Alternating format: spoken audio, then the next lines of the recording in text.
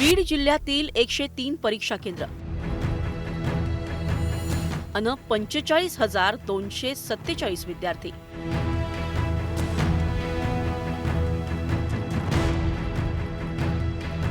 प्रत्येक परीक्षा केंद्राचा कोपरा सीसीटीव्ही कॅमेऱ्याच्या टप्प्यात.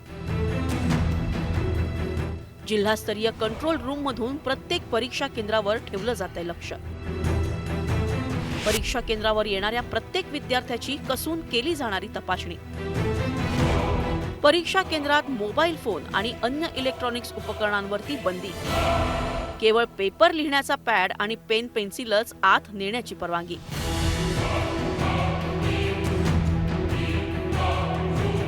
विद्यार्थ्यांच्या बुटाचीही केली जाणारी तपासणी.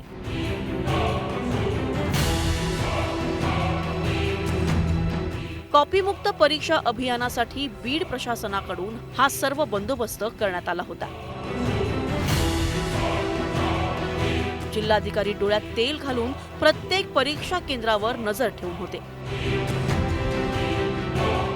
परीक्षकही विद्यार्थ्यांवर लक्ष ठेवून आहेत.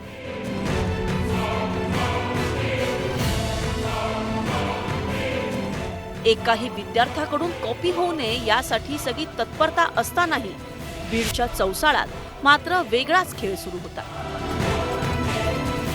चौसाळ्यातील आर्ट्स अँड सायन्स कॉलेजमध्ये 12वीचा पहिला पेपर सुरू होता. यावेळी परीक्षा केंद्राच्या इमारतीत जणू लोकांनी गराडा घातला होता. आता तुम्ही म्हणाल ही गर्दी कशासाठी होती आणि हे लोक परीक्षा केंद्राच्या भोवती का गोळा झाले होते? तर याचं उत्तर या परीक्षेत दडलं आहे. ही सगळी मंडळी विद्यार्थ्यांना चक्क कॉपी पुरवण्यासाठी आली होती. धक्कादायक बाब म्हणजे हा संपूर्ण प्रकार शिक्षण विभागाने तैनात केलेल्या ड्रोन कॅमेऱ्यात कैद झाला आहे.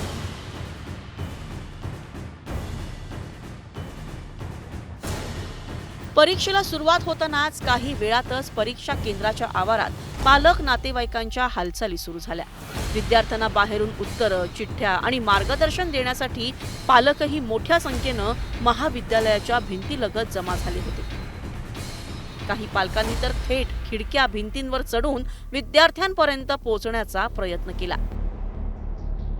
ड्रोन कॅमेऱ्यातून आपला कारनामा टिपत जात असल्याचं लक्षात आल्यावर या कॉपी पुरवणाऱ्यांनी तिथून काढता पाय घेतला.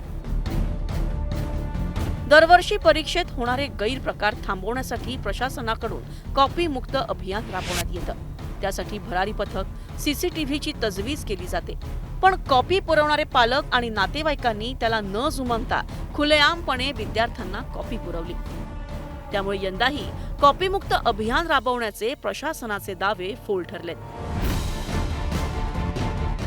सुरेश जाधवसह ब्युरो रिपोर्ट, न्यूज 18 मराठी.